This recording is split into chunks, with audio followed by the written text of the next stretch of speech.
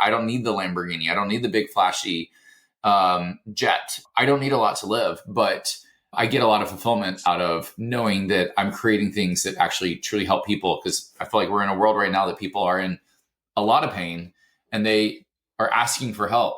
And I also see a lot of business owners that have the solution to their problems, but they're so in their way that they're choosing not to help these people who need their help because they have a story in their brain that they can't break through, but they have the solutions and the products to help them.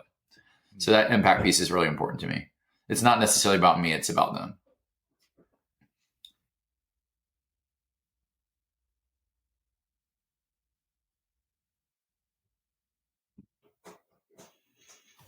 Let me invite you to sit back, drop your jaw, tongue, and shoulders, take a deep breath, and if you wish, close your eyes for a moment and feel the beat within. In a few seconds, you just jumped from your head to your heart and felt the beat within, opening up to receive even more value and fulfillment out of your business and life. And today's episode. I'm your host, Nico van der Venne, confidant to successful CEOs, founders, and entrepreneurs striving to achieve everlasting fulfillment. Welcome to the Everlasting Fulfillment Podcast with our next guest, Mark Stern. Mark is the CEO of Custom Box Agency, an award-winning agency that services many of the top names in the online space. He was recognized by Forbes as one of the next 1,000 entrepreneurs to watch and was featured in Joe Coleman's last Wall Street Journal bestseller, Never Lose an Employee Again. That's a very specific title there, Mark. His agency has launched well over 100 campaigns for 6, 7, and 8-figure business owners. So he has a unique perspective on modern-day business practices. And I have had a very small taste of it right before we started the podcast. Welcome to the show, Mark. Introduce yourself. Who is Mark Stern? Well, first and foremost, Nico, thank you for having me here. I'm thrilled to be here. Really excited for this conversation. But yeah, who is Mark Stern? I was born and raised in Montgomery, Alabama. And I, like my peers, I was raised to believe that there's just one natural progression to life, that you graduate high school, you go to college, you graduate college, you get the job, then you go to grad school and you get the dream job in the house with the picket fence and the family, and that's life. And I used to joke to say I was the poster child of that journey, because when I do things, I typically go all in. And I had one job from undergrad to business school. I had this dream to do national marketing for liquor brands. So like launching new products for Absolute and Jameson and Malibu. Then I got my MBA at Duke. And after Duke, worked for a big consulting firm, Deloitte, for many years. And it was 2012 that I graduated with my MBA. I was $165,000 in student loan debt. I had this inner entrepreneurial desire, yet I just signed a 2-year commitment to this consulting firm and I had no quality of life. If you're familiar with any kind of working for a big firm, 4:45 a.m., a cab would pick me up. They would take me to the airport. I'd fly to my client, fly back on Thursday night or Friday morning, and then Monday do it again. I did that for 6 years straight. And while doing that, I got exposed to the digital marketing realm, the online entrepreneurial space, and just the company I worked for. The rule was, as long as you work for us, anything you produce in and outside the firm, they own. So I could not even have a side hustle, but I didn't have the mental capacity because all I was doing was working, and just had this moment in time. It was December of 2017. That it was between Christmas and New Year, December 27th. Had this weird premonition that if I stay in this job, it will kill me. And I was on the verge of becoming a junior partner at the firm. And I thought that's where I'd be, and came back in January 3rd of 2018, sat down with the partner that I reported to and just said, I got to go. And that kind of jump-started this itch to explore entrepreneurship. And it has been one of the most incredible journeys. I can't believe that I've been playing this game for 6 years at this point, because it has been one of the best healing to the soul things that I've ever done, with the simple realization that as an entrepreneur, you can truly come up with a concept or come up with a way to serve and then bring it to life. And the only person who's telling typically is what's between your 2 ears. And so to navigate that and realize, if I'm in a corporate job, I'm limited to the bracket that I was hired in or the role that I was hired in. And I may be in a job that I don't even enjoy, but as an entrepreneur, I have the power to create, and I can create whatever I want. and truly bring it to life in a really powerful way in the marketplace and have it be a product that can help people. Yeah. Yeah. Well, it's a beautiful story, actually. It's a beautiful reality because you're telling the story, but it's a beautiful reality. So, can I imagine that you haven't been sick physically or mentally since you did started your business? Sick, do you say? Yeah. Yeah, it's crazy because the game is, I always joke and say to be an entrepreneur, you have to be a little bit nutty because like you are literally walking off a cliff hoping something works and that like your livelihood is dependent on it. And as you grow, our team is now 30 people. And so now the livelihood is not me, it's also the families that are also growing this vision and growing this mission as well. And so like when I was at Deloitte the last year, every time I would get on an airplane, I could truly feel my body breaking down. And it was this feeling that, and it was one of my friends, the best way I can describe it is in corporate America, any recommendation you make has to be backed up by data. So it doesn't matter what your intuition says or what your gut says. Everything that we did in that corporate setting was you have to back it up. And what does the data say? And the thing that I learned to exercise a lot more was tapping into more of the intuition, the woo, this part that is more, some people may say it's spiritual. And that was just not something I learned to exercise in corporate America. But as an entrepreneur, one of my friends who is incredibly woo, she looked at me and said, the universe is sending you signs that you were so off track. So like body breaking down, these premonitions that I was getting, the things that were happening. She was looking at, yeah, Addie, that's my dog. She was looking at it saying, you are getting signs from the universe and you are not listening. And the second that I made the decision to leave corporate America and transition on my own, I'm sure I've gotten sick here and there, but it's not been nearly the experience that I had with while I was in corporate. Mhm.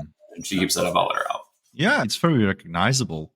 I think the only I might have ate something wrong, being sick from that. But in all this time I've been in business, it's, yeah, okay, you have this little virus that went through the world. That kind of hit me as well. But all the rest of the stuff, I've never been sick since then. I before, when I was in corp, I used to be with IBM, Verizon, and so on. And these companies made you sick because you were running around like a chicken without a head. And like you said, everything had to be valued with data or a necessary confirmation from whomever who had the biggest hat on or whatever. I completely understand what you're saying. So for me, it sounds like you're really one of the persons that I call a high achiever. Am I correct in that? I like to achieve. I'm a hard worker, I will tell you that. But for me, I hold a big vision and I'm pretty ruthless in that sense. And so ruthless in the most loving, supportive way, because if I see something, I can see the impact, I'm going to go for it and I'll move fast for it. But yeah, I can say I'm a high achiever, or I like to achieve high things. Okay. So what, from your point of view, what is the number one thing that a high achiever needs? There's a couple things. I think that the thing that I keep finding myself is, what are my beliefs and what do I believe in? Because you are constantly being challenged by certain situations that if I go back to what are my core beliefs around this idea, your beliefs shape your reality in a really powerful way. And when I started the game and was building a business initially, and it was a whole different space than Custom Box Agency, what we have today, I was building this business in virtual events. We were doing low six figures, and I didn't hold a belief that I was worthy or capable of growing the business to seven figures and beyond. And when I like shifted the belief around that and shifted that I am worthy of it, all of a sudden the conversation changed in a really powerful way. And I was not able to do that alone. I was able to do that with the help of mentors and finding people that could hold a bit bigger vision for me than I held for myself. And that is the other thing that I'll highlight is I think it's the role of the entrepreneur that we have to hold a bit bigger vision for our people than they hold for themselves. And in doing so, we can hold space for them to achieve bigger things or hit milestones that they weren't. And I can give you an example to bring this to life, if that's helpful. Yeah. Have you ever heard of a Spartan race? It's a mud run obstacle course race. They do it globally. So when I turned 30, I set a goal to do 5K a month for 12 months straight. And for me, I was not a runner. I didn't consider myself an athlete. Actually, and if you know my core story, when I was a kid, my feet toed in pretty badly. And so when I tried to play sports as a kid, I would always trip over my feet and just accepted at a very young age that I'm not athletic. And if you see me today, my feet toe in a little bit, but you don't really notice it. So I've grown out of it in a little really I've grown out of it throughout adulthood, but did not have a belief that I could be a runner, that I was an athlete. And I started this trek of doing these 5Ks every month. And I did it January, February, March, April. And I quickly realized I am capable of doing this, but I was getting bored with them. But I set the goal and I'm going to achieve this goal. I saw an ad on Groupon for a Spartan race and was like, oh, this is a 5K and it's a mud run. And it was the last weekend of May. So I signed up for it. And as we got closer and closer to the event, I remember thinking, what did I just sign up for? What is this thing I've now signed up for? And then I started researching this race and started to realize that what if I can't do the obstacles? What if I make a fool of myself? I don't look like these people. I'm not an athlete. And almost talked myself out of doing it. But I knew if I didn't do it, I would not be able to achieve this goal I set for the year, and mustered the courage to get to the race, to go line up at the starting line and then start the race. And while doing it, I was giggling the whole time. I was having a blast. It was such an amazing experience. The support of the people in the field. It wasn't about finishing the race first. It was, we finished this race together. And what Spartan did in the spirit of holding a bigger vision for me than I held for myself. I'm curious. Oh, I do have it here. I can actually show you. When you cross the finish line, Spartan gives you a medal for completing the race. But what they also did is give you a third of a medal. And so that's what you see here is a third of a wedge of a medal. And they said, congratulations on completing the race. Now it's time for you to go for your trifecta, which means I needed to do an 8 to 10 miler and then a half marathon. And what was so cool about that is they gamified this experience in a way that because they held this vision of me achieving a trifecta and doing these higher tier races, once I had one wedge, I'm the type of person that is, I have to close the loop. I need to collect all the pieces. So then I did the 8 to 10 miler in another city that year. And then the rule is you have to do all three in the same calendar year. So had you told me at the beginning of, that was 2015, I would be doing a half marathon mud run when I could barely see myself doing a 5K, I would have said you lost your mind. But because of Spartan and they held such a big vision for me, I was like, if I have to drag my body across that finish line, I am doing that half marathon mud run. And this is actually the completed trifecta from 2015, the year I did it. And you can see all the three wedges coming together to make the new medal. So I'm using this as an example that if Spartan didn't hold a bigger vision for me, I went from this transformation of going, I'm not an athlete to I am an athlete. I am like these people. I do belong here. And the other cool thing about this is Spartan's also a business. So not only does this represent recognition and achievement for me, but this also represents lifetime value to them. I paid them more money because they also held a bigger vision for me. And I think that there's so much that you can learn for this that we apply. It's a big thing that's inspired so much of my business and how we start to think about the experiences we create for customers. But it's all in the spirit that had they not held that vision for me, I would have never achieved a half marathon in 2015 at a time that I didn't think I was an athlete. So that's what's powerful about that intentionality to go like the role that I think to be a high achiever and to think like why I think it's really important that we do hold that space for our people.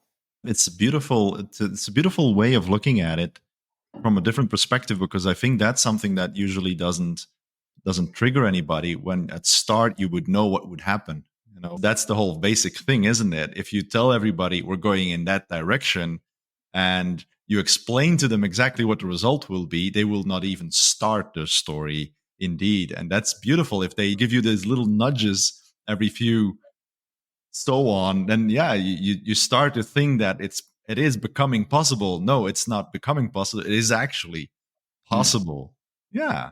So what do you think is the number one thing that a high achiever wants? What does the high achiever want? For me, we build these box experiences out for our clients. We get into their business and say, how do we optimize the customer journey to get them the transformation faster? And then through doing so, you unlock all these new opportunities. You create sales collateral. You create a clear pathway to help them get bigger results and achieve bigger things. But I think that for a high achiever, for me, it's impact. What's so cool is every time we release a new box for one of our clients to market, to see the impact it has and like directly on it. I'm someone who doesn't love courses because I don't like just sitting there, just nodding my head and going, I just watched the course. Like I want immersion experiences. I want results. I want to know that I come out here having gone through a transformation and got an outcome. And so that impact piece, I think, is really important to get clear of it, is that I'm not driven by money.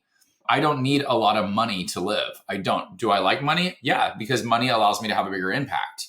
But money is not the thing that I don't need the Lamborghini. I don't need the big flashy jet. I don't need a lot to live, but I get a lot of fulfillment out of knowing that I'm creating things that actually truly help people. Because I feel like we're in a world right now that people are in a lot of pain and they are asking for help.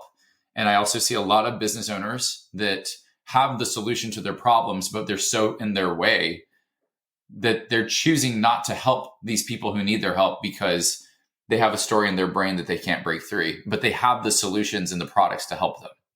So that impact piece is really important to me. It's not necessarily about me, it's about them. Yeah, that's one of the things that does come to the surface when I talk to a lot of high achievers or C-levels or founders who are in that space, that it is not about only what they create themselves, but the effect or the outcome, like you say, the impact that one thing that they are creating with their team or themselves or whatever has on the world. Now, if you look at all what you've done, you've really achieved some major things. What are the things that you hated the most during that time? Oh gosh. I will say I've come to learn that everything is a learning opportunity, and to see the silver lining of everything that you experience. Things that I hate early on.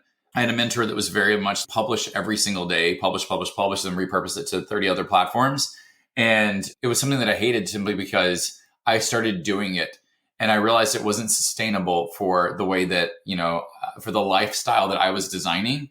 And it burnt me out and put me in this hole that I was putting out a lot of content. And then all of a sudden I shut down because it wasn't sustainable for the systems and the team and the structure that I had in place. And I find that I've learned that I get overwhelmed really easily and I have to figure out a way to de-stress or get back. And so that's just me personally, is that I love to be around people. I'm a total people person, but when my cup is full, I got to go.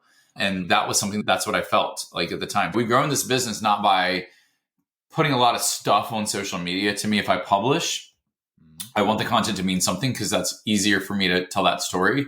And I want it to be something that when I publish, people listen because they know that this isn't just garbage that's throwing out just things that are just about getting people to click. I want people to sense that heart of me. And that was something that I think I early on, I hated. And I also don't love in this game. I like complexity. I like to know that the products that we're building aren't just something that we're just taking a template, changing out the copy and then going. I like to know that I like to get into my client's business. I like to really understand what it is that they're trying to achieve. I like to create something. So the hard work, design is hard. And I don't want design to be pretty. Design needs to be functional in terms of how you lay out the content and information to help people get the result.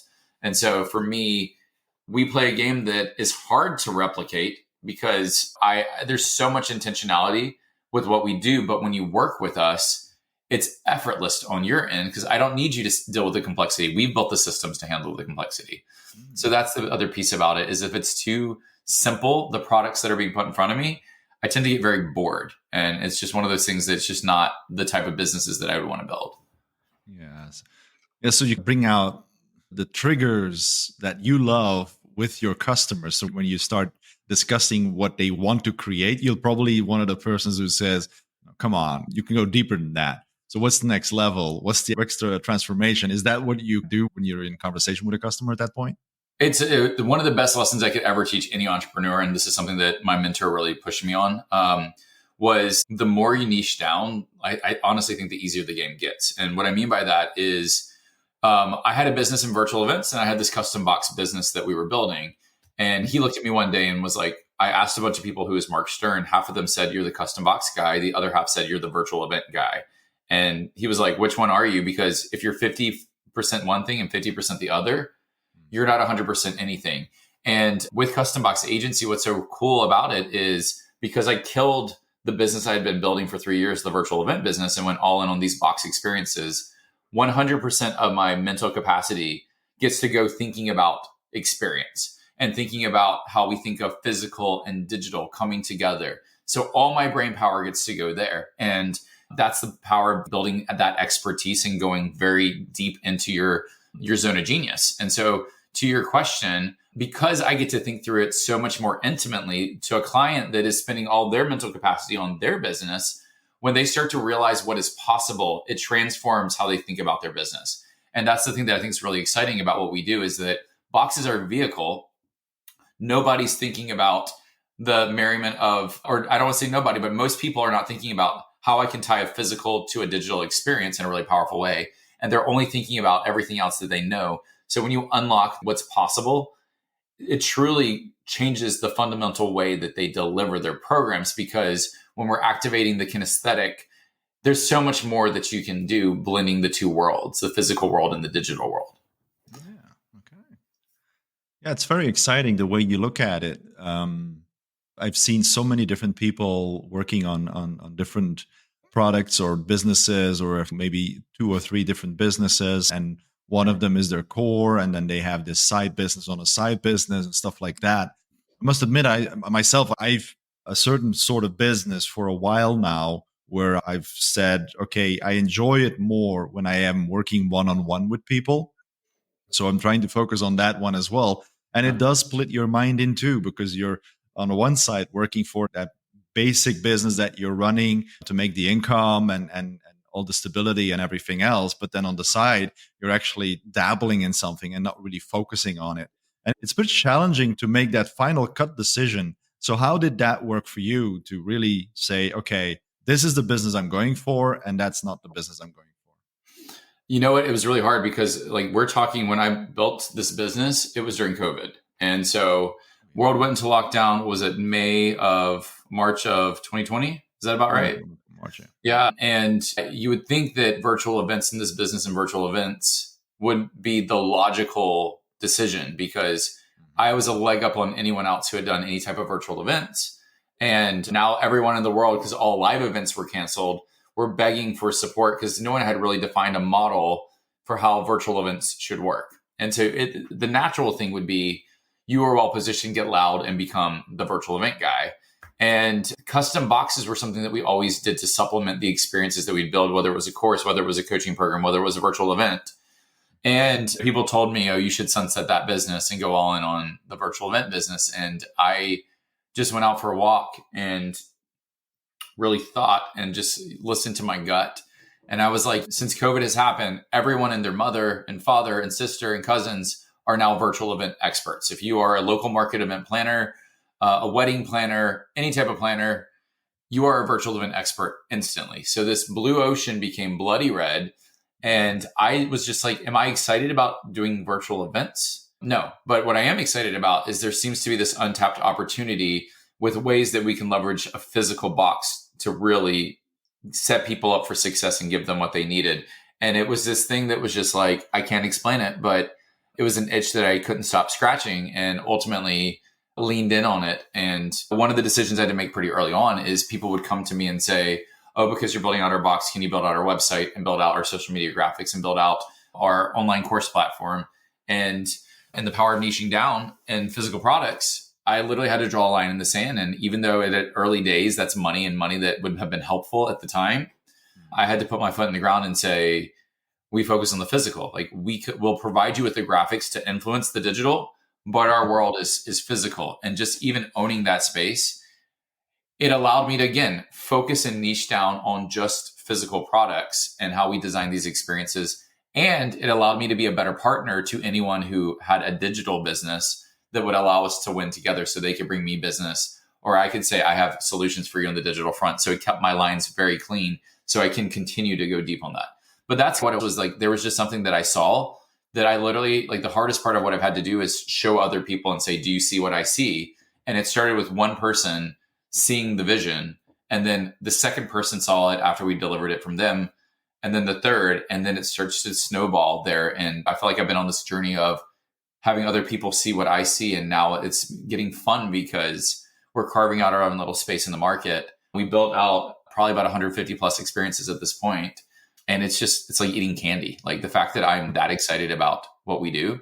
Every single client is like a new adventure. I don't care if you think it's the most boring space. You could say have a lawyer as a client and building experience off of a lawyer, or a credit repair company would be like snooze fest. No, it is like eating candy. It is the most fun thing to delve into businesses that I may not be an expert in, but when they go through our process, to be able to pull out that experience in a really powerful way has been just amazing. That's a completely different approach what a lot of people would have thought. Indeed, yeah. At that point, yeah, everybody was going virtual, like you said, and keeping that physical space there actually gave you a very big advantage towards in comparison with the others, because they're all jumping on that boat. And indeed, red ocean, it's a nice way to see that. I find it amazing what you said now several times, that you really listen to your gut feeling. And that's something that I really noticed with successful entrepreneurs, high achievers like yourself. They don't look at or listen to all the mainstream stories or all the input from other sources. It's what comes down in that basic human belly saying yes or no. That's the point where the decisions really come from. Yeah. Is that something that you probably know a lot of other entrepreneurs? Do you see that in your space happening with a lot of people? I wish more people would tune in and listen to their intuition, because I know when I don't listen to it, it bites me in the ass. So excuse my language, but it totally is like one of those things that is just like, I knew not to do that. And yet I did it. And now I'm getting like, I'm being punished for it, type of thing. Punished, loose term. But like the amount of times that an opportunity has presented itself that logically, yeah, it sounds great, but there's something energetically, or there's a feeling inside that you're like, something feels off. Generally, my general sentiment is I don't mess with that if it doesn't feel right. And again, I'm a corporate guy. I worked in corporate consulting for years. And so to be able to lean in and trust myself more has been such a really empowering thing. And I've had conversations with amazing entrepreneurs who are very stuck in their own ways. And they tell me what they know that they need to be doing, yet their actions demonstrate that they're doing the thing that they know they shouldn't be doing. And I'm looking at them going, but why are you doing this? And they just don't trust themselves. Yeah, indeed. It's something that it's an evolution as well. At some point, you come to a point where there is no logical way of explaining something, even with numbers or with the classic two list position where you list up the positive and the negatives and then make your final calculation and say, I'm going to do this. That stomach or that belly feeling is primordial, I would say, in that decision. But I understand what you mean, that there are not a lot of people who take that as a source of decision making. Have you had then the experience as well when your gut feeling says absolute yes, I need to do this, but at some point that decision did bring you in a very difficult situation or challenging situation, but brought you more than when you would have decided maybe the easy way? Yeah, it's interesting. I don't know if I have any off the top of my mind that were just like, oh my God, it's saying I should totally do this. And then the end result was like, well, that was a mistake. Sometimes when things don't go exactly as you planned, then the question becomes, and this was a big growth moment for me when I started looking at the world this way. What's the lesson that I needed to learn here?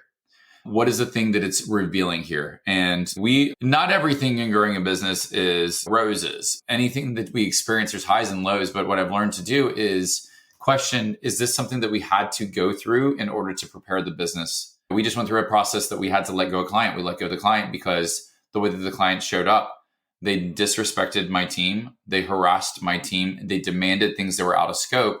And within a month in, there was really no other alternative other than to protect the team. And now there's an aftermath of that has drug out, even though everything that we did was perfectly in line with the rules in our agreement and what we had agreed upon. They just were not happy that we terminated them, but it was justified why we did it. And so the lessons learned from this, constantly I could say, oh my God, I never will do that again. And honestly, this was another example I should have trusted my gut, because I knew from the get-go, this probably wasn't going to work out well. And I don't often have that feeling. But once you start harassing my team, I have to step in and protect my team. So in this situation, it's easy to say, oh gosh, that was a mess. That will never happen again. But the reality is, it made me look at our agreements and make sure that the agreements were sound. It made me look at the policies that I have in place to protect my team, to make sure that if this incident ever happened again, like I'm here to protect, my team is my greatest asset. And I want to make sure that what we do is so impactful that I want them to be inspired the way that I'm inspired. And it forced me to look at the business through a different lens in a way that like the way I walked away going, there were lessons learned that needed to happen in order to make sure I put the systems in place or the agreements in place to protect my team, to protect the business, to protect my clients, to protect their customers. But had I not gone through this experience, I don't know if I would have learned the lesson. And it's better to learn this lesson now and have terminated this client within the first month of working with them rather than letting it go on for years. And then now millions of dollars of inventory later and all these things, it's a much bigger issue. We weren't even into the design phase at that point. So it was very early in the process. So that's like the sentiment that I generally have is around, sometimes as an entrepreneur, you have highs and lows, but what's the lesson I can learn here? And is this the universe preparing me for something bigger that's going to happen, making sure that the business is sound and where it needs to be? Yeah, I solemnly believe in the fact that the universe only brings you, or I would say you yourself, because I really find, from my perspective, the universe is who we are in our own world and in our own universe. We are the ones that create. And from my point of view is I will not create something for myself that might be too big for me to handle. That's the idea that I sometimes bring out. It's the same thing where you're saying the universe doesn't challenge you with things that you cannot cope with. And it always brings you to a point that makes you grow in a way. And there's no definition of up or down or left or right. It just makes you grow as a human being. And I always like that when people really do understand the effect of the simple question, what does this teach me, or what can I learn from this, which is the major growth mindset story in essence. So that's wonderful to hear that you're also working that way. Yeah, that's great. 100%. Yeah. So if you would be able to give a recommendation to other leaders or that are striving to achieve a specific desire or a way to enjoy their journey more, what would you say out of your own experience? Yeah, it's a good question. One of the things that was a big aha for me was so I genuinely want other people to win. Like I want good people to win. I want to see them take the stage. I want to see them get loud. And like when I see people like with the Molly Mahoneys of the world, I love Molly. I see the impact she's driving. I want her to win. I genuinely want her to win. The law of reciprocity tells us that if I want other people to win, there's a good chance that other people want me to win. And so that was a big shift that I had to think about, which then I talked about the power of niching down, but you have to think about how do I make it easier for other people to help me win? And when you overcome, like when your business is too complex, or if you were like how I was, I had a business in custom boxes and a business in virtual events, or for the people who do Facebook ads and funnel building and YouTube ads, and you're just like split across all these different domains. When someone says, who does Facebook ads? Are they going to go after the person that does 20 things? Or are they going to go after the person that is going 100% in on Facebook ads? And so that's the power of niching down, is that if you're going to ask me who does Facebook ads or who can help me with YouTube videos, the people that go all in and are just building their brand because they've niched down are going to be the people that I can recommend because they made it easy for me to help them win.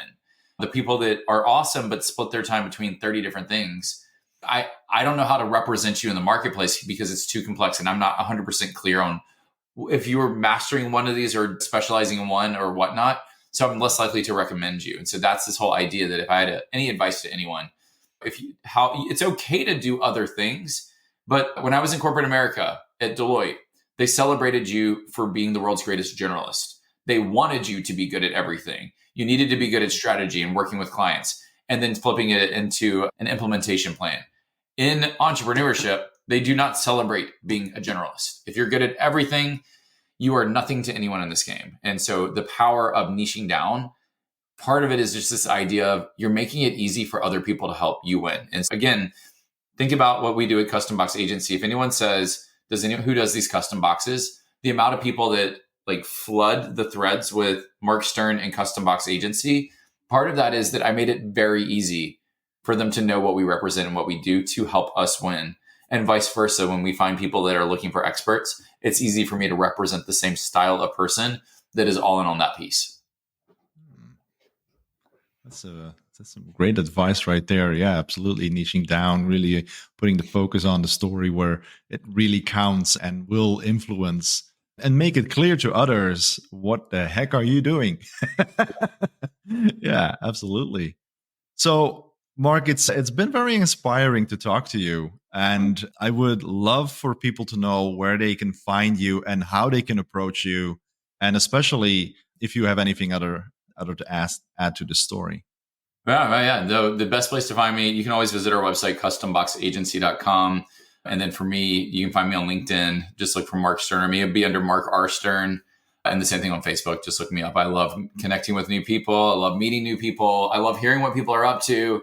That is things that inspire me. But the only thing I would add is just this idea of, I see so many people in the entrepreneur space. They have a brilliant idea and they're like, but I can't tell you about it because I don't want you to steal my idea. And I remember having that mindset of, I can't share what I'm working on and my idea out there because I don't want other people to take it. And the reality is nobody's going to implement what you do the way you do it.